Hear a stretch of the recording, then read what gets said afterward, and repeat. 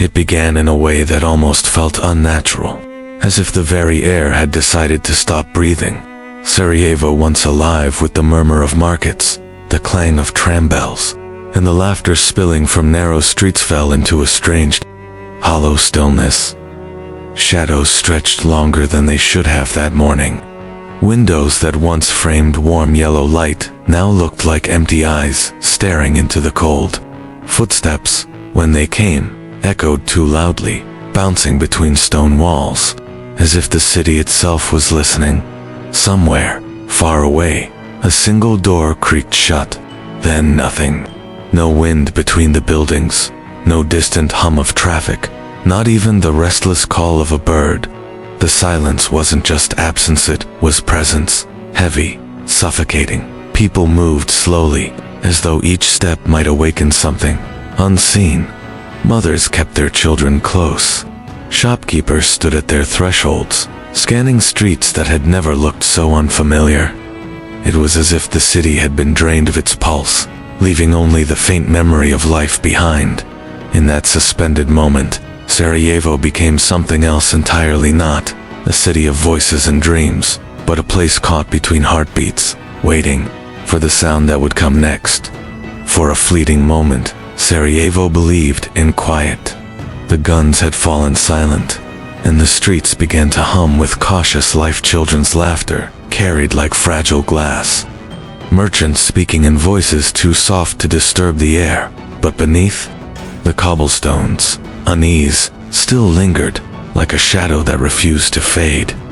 Every handshake felt temporary, every smile a mask stretched over old wounds.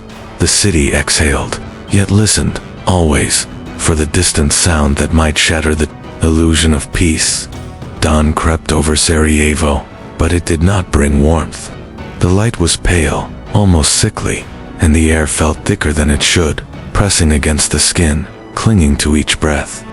People stepped outside and found the world quieter, the usual morning chorus replaced by a muted hum that seemed to come from nowhere. Doors closed quickly, conversations ended mid-sentence. It was as if the city sensed something moving just beyond sight, a weight in the air, waiting to fall. They appeared without warnings, slender shapes sliding between the walls, their movements soundless, deliberate. In the moon's faint glow, they stretched impossibly long across the cobblestones, merging with the darkness until it was impossible to tell where one ended and the other began. Windows stayed shut, curtains drawn, as unseen eyes followed from within. The city's breaths slowed, the silence thickening. These were not the shadows of ordinary passers-by. They carried purpose, and the cold knowledge that once they arrived, nothing would remain the same. When the silence finally broke, it did not return with joy. It came with the sound of splintered glass beneath weary feet, the smell of smoke clinging to the air, and walls pocked with wounds that would never heal. Streets once lined with laughter, now held only scattered remnants: a child's shoe, a torn photograph, a market stall reduced to ash. The city was still standing, but not whole. Sarajevo had become a mosaic of loss, each fragment telling a story no one wished to remember. Even now, decades later, the city carries a quiet tremor. In certain streets, the air feels heavier, as if holding its breath.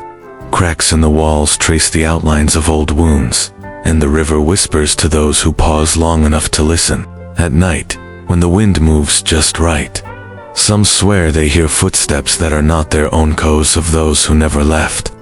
Sarajevo endures, but within its stones lie memories that refuse to fade.